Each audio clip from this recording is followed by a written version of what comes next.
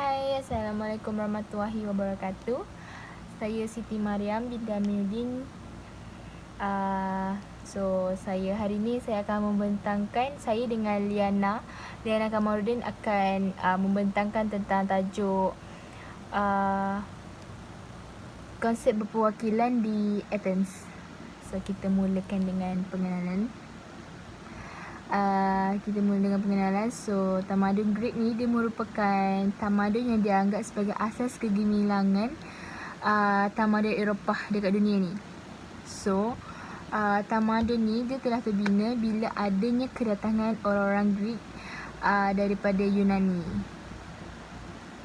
Pada mulanya orang-orang Greek ni memula diorang ni hidup berpuak-puak dan saling terpisah lah dan sama lain. Tapi lama-lama bila diorang duduk sama-sama, diorang dapat wujudkan satu community. Membentuk satu community dengan diorang ni dengan menyembah dewa-dewa dan aktiviti-aktiviti. Dan dekat Greek ni kita ada satu yang dipanggil city state, di mana ianya digelar juga sebagai polis. Polis ni dia ada masyarakat dengan undang-undang sendiri.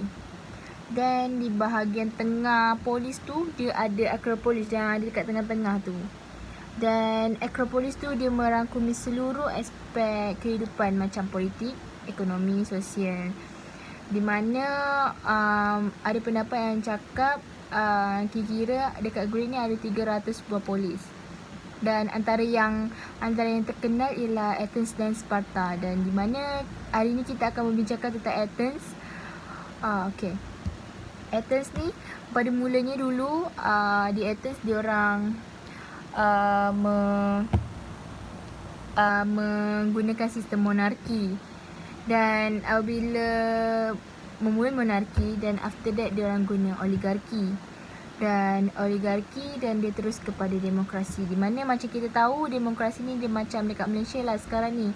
Rakyat yang memilih pemimpin. Lepas tu kalau demokrasi ni rakyat bebas nak bersuara, diorang ada pendapat diorang masing-masing dan diorang boleh bersuara. Lepas tu kita cakap Assalamualaikum warahmatullahi wabarakatuh. Jadi seterusnya saya akan sambung tentang konsep kerajaan berperwakilan di Athens dari segi struktur hierarki sosialnya. Struktur masyarakat di Athens ini dapat dilihat melalui hierarki sosial ataupun yang terdapat pada polis tu sendirilah, iaitu polis yang dikatakan oleh Mariam sebentar tadi tentang kota, city state. Struktur masyarakat di Athens ini terbahagi kepada 3. Yang pertamanya adalah warga negara Athens itu sendiri. Yang kedua adalah mereka yang bebas tapi tidak mempunyai hak. Dan yang ketiga adalah mereka yang bukan warga negara Athens. Bagi warga negara Athens, pada awalnya hanya terdapat 10% sahaja lelaki yang berumur 18 tahun ke atas. Namun lama kelamaan jumlah warga negara ini terus meningkat dari masa ke semasa hingga mencecah ribuan, dan akhirnya terus berkembang dengan banyaklah. Sebagai warga negara di Athens juga, mereka mempunyai hak untuk menjalankan dari segi aspek politik, ekonomi dan sosial. Seperti yang kita sedia maklum tentang pemerintahan demokrasi ini, semestinya hak utamanya adalah diberikan kepada rakyat, terutama dalam memilih pemerintah itu sendiri daripada suara majoriti rakyat. Jadi mereka yang berwarga negara Athens boleh terlibat dalam politik dan juga dari segi pemerintahan lah terutamanya. Namun dari segi bidang yang boleh kita ceburi dalam politik hanyalah bagi mereka golongan lelaki yang berumur 18 tahun ke atas sahaja, bukan wanita. Okey.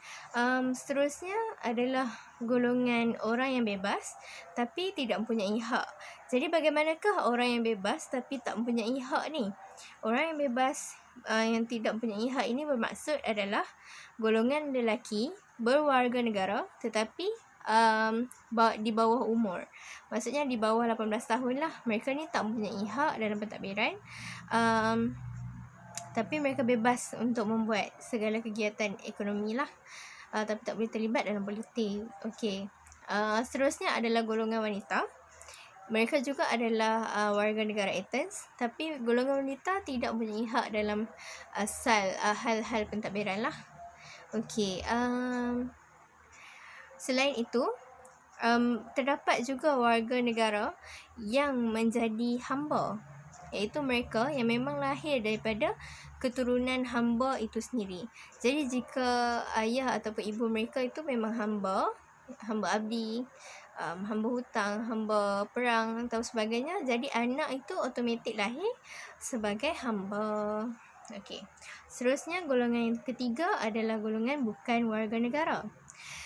Golongan bukan warga negara ini juga ada di antara mereka yang menjadi hamba abdi. Kerana pada ketika itu pemerintahan di Athens ini walaupun mengamal demokrasi tetapi hak untuk ada seorang hamba menjadi satu macam mana? Kebolehan untuk mereka mempunyai seorang hamba itu sendiri. Okey, dan hamba itu juga boleh tergolong dalam golongan yang mereka yang bukan daripada warga negara. Okey, mereka yang bukan warga negara ini juga datang daripada pelbagai daerah lah seperti Rom dan sebagainya. Dan mereka juga boleh menjalankan kehidupan seperti biasa di Athens, seperti kegiatan perdagangan, pertanian dan sebagainya, tetapi tidak boleh terlibat dalam hal-hal pentadbiran dan pemerintahan, tambah-tambah untuk memilih pemerintah lah di Athens, yang tu hanya golongan warga negara sahaja. Okey, contoh lain, orang yang bukan warga negara ni juga dalam bidang aspek sosial misalnya, mereka juga boleh berkahwin dengan golongan masyarakat Athens. Okey, jadi mereka yang mempunyai kemahiran yang tinggi terutama dalam untuk membangunkan ekonomi, sangat boleh berada di Athens untuk memajukan sektor ekonomi di Athens. Okey, jika Mariam telah menceritakan tentang kegagalan demokrasi di Athens, namun pada awalnya Athens memang mengalami kegemilangan yang amat pesat daripada sistem demokrasi itu sendiri. Jadi, mengapakah sistem perwakilan atau demokrasi di Athens ini berjaya? Yang pertamanya, faktor paling ketara dapat dilihat adalah melalui peranan pemerintah itu sendiri.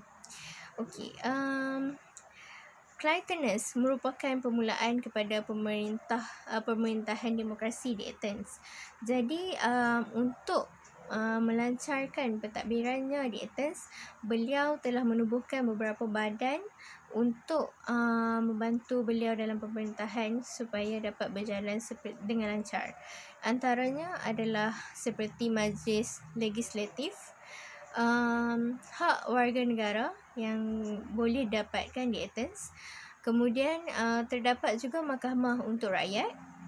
Kemudian ada satu badan tentera dengan pelantikan 10 general oleh warga negara itu sendiri.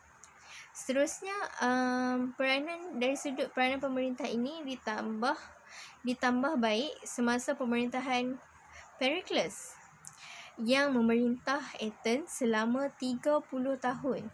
Jadi banyak pembaharuan dan banyak kemajuan yang ditambah oleh Pericles ini, kerana Pericles ini adalah seorang yang seorang individu yang cara berfikiran dia lain dengan pemerintah sebelumnya. Dan Pericles ini juga banyak membawa idea-idea yang terbaik dalam pemerintahan di Athens. Okey, contohnya, beliau telah memantapkan demokrasi di Athens dengan membina empayar komersial. Seterusnya, beliau juga memperkasakan lagi dengan pembinaan Parthenon. Dan pemerintah ini juga pemerintah di Athens juga telah memperkenalkan aktiviti seni sastra, dan yang paling penting adalah memperkenalkan kepentingan hidup manusia yang sempurna kepada rakyatnya. Contohnya, rakyat juga perlu sihat tubuh badan dengan bersenam. So mereka menganjurkan Olimpik seperti sukan dan sebagainya untuk melahirkan rakyat yang sihat. Okey, seterusnya juga mereka juga mementingkan kehidupan manusia yang sempurna itu dari segi intelektual. Banyak ilmu-ilmu, banyak ahli-ahli falsafah yang lahir dan golongan cerdik pandai di Athens itu selepas aktiviti seni sastra dan falsafah itu diperkenalkan. Dan kedua, mengapakah sistem perwakilan ini berjaya juga adalah melalui peranan rakyat itu sendiri.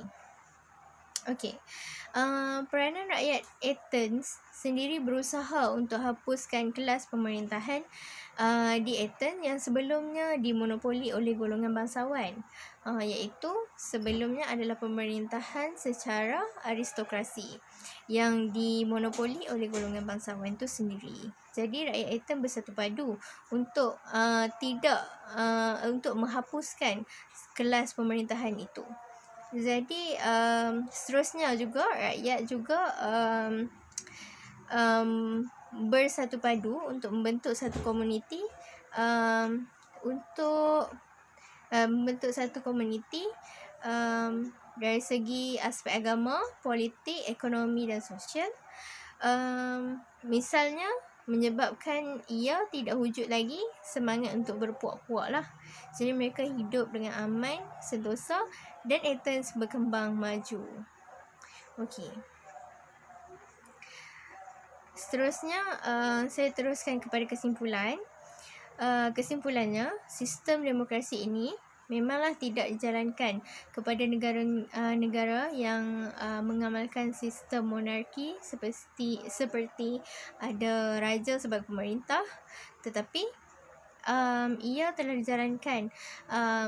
dijalankan oleh seluruh dunia juga. Diperkenalkan di seluruh dunia juga pemerintahan secara demokrasi ini, termasuk negara kita sendiri. Jadi sistem demokrasi ini sememangnya diperkenalkan dan dimulakan di Athens. Berbeza dengan zaman pemerintahan Islam yang mana pemerintahan Islam itu adalah daripada Majlis Syura, tetapi pemerintahan di Athens hanyalah memberi kuasa sepenuhnya kepada rakyat untuk memilih pemerintah. Okey, sekian daripada kami.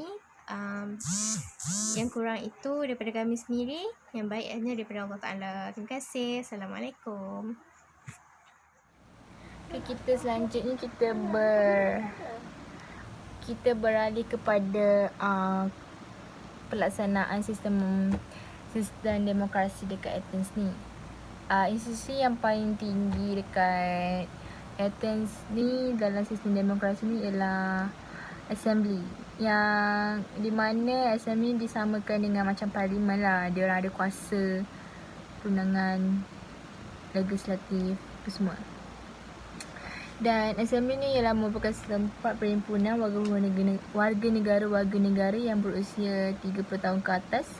Dan badan ni, institusi ni dia tak libatkan hamba. Dia macam kalau sistem demokrasi dekat Athens ni, dia just melibatkan orang Athens je, warga negara dia je. Dan hamba ni dia tak ada kuasa langsung untuk diorang undi ke untuk pilih pemimpin ke. Diorang tak ada kuasa dalam demokrasi dekat Athens ni. Dan satu lagi, perempuan pun tak boleh. Dan agenda dalam segala agenda yang akan dilakukan dekat Assembly ni, dalam Dewan Perhimpunan ni, diorang akan dibuat, agenda tu dia akan dibuat oleh Council of 500. Lepas tu fungsi-fungsi institusi perhimpunan ni, tempat perhimpunan ni, assembly yang dipanggil sebagai parlimen ni juga, dia fungsi dia macam menentukan dasar-dasar yang akan dibuat dekat Athens tu sendiri. Dia orang akan menggubal undang-undang, dia orang akan sama-sama terlibat dalam assembly ni. Dia orang akan gubal undang-undang dia orang. Lepas tu dia orang dalam institusi ni juga dia orang akan dia orang akan membicarakan tentang soal kewangan, cukai yang akan dikenakan setiap masyarakat, penduduk dan pelantikan duta. Seterusnya, main point dia dekat sini, assembly ni adalah untuk mengawal pentadbiran negara lah. Sebab dia yang main kat sini, main institution kat situ. So, dia orang lah yang bertanggungjawab dalam mengawal pentadbiran negara. Seterusnya ialah majlis atau dipanggil juga sebagai konsul. Konsul ni, majlis ni dia merupakan badan kabinet yang dilantik oleh assembly. Untuk majlis ni diorang akan buat dalam jangka masa setahun.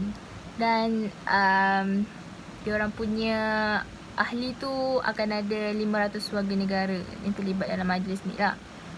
Dan fungsi majlis adalah sebagai penggerak untuk menjalankan dasar-dasar kerajaan lah. Macam tadi badan assembly diorang dah rangka nak buat dasar ini, buat dasar tu, diorang dah gubal undang-undang ni. Dan yang menjalankannya ialah majlis. Seterusnya yang ketiga ialah magistrate. Magistrate ni ialah merupakan pegawai takbir dan dipanggil juga sebagai kaki tangan kerajaan, di mana diorang ni bertanggungjawab dalam menguatkuasakan dasar yang diputuskan oleh assembly. Dan magistrate ni diorang terdiri daripada pembanci dan pemungut cukai. Ada juga sebagai pendidik. Okey, seterusnya ialah mahkamah. Mahkamah ni biasalah macam kita tahu, mahkamah ni adalah untuk tempat kita selesaikan masalah. Dan dekat mahkamah ni kita akan ada juri.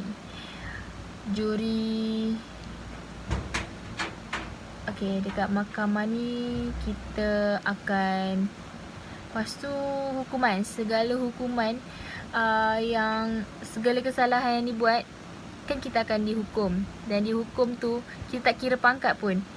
Kalau misal kata orang atas yang buat jahat, buat salah, so tetap akan dihukum. Kita tak akan macam longgarkan dia orang punya kesalahan, dia orang punya hukuman ke, takkan. Macam ada satu contoh ni, macam dia orang curi kobis pun dia orang kena hukum mati kat Athens ni. Dan jumlah juri yang ada tu, dia akan bergantung. Jumlah juri pada setiap kes ni dia bergantung pada jenis kesalahan je lah. Lepas tu juri ni akan bertindak sebagai pemutus untuk suatu kes. Diorang lah yang macam, juri tu macam hakim lah yang buat segala keputusan. Dan pihak yang bersalah ni tak ada peluang langsung untuk diorang merayu. Kita beralih kepada poin yang seterusnya, iaitu kegagalan sistem demokrasi di Athens ni. So, bermula Athens ni mula jatuh sebab adanya Liga Delhi, di mana Liga Delhi ni dibentuk pada 477 sebelum Masihi oleh 140 buah negara di timur sebagai satu langkah pertahanan terhadap serangan Parsi dekat untuk masa depan. Athens juga kalah disebabkan adanya Liga Peloponnesia. Dan masa tu pesaing-pesaing Athens ialah Sparta dan Korinth. Masa tu perang Peloponnesia ni dia bermula pada 431 sebelum Masihi. Dan masa ni lah Athens mula secara agresif dan meluaskan pengaruh dia dekat Mediterranean. Dan last dia kalah menyebabkan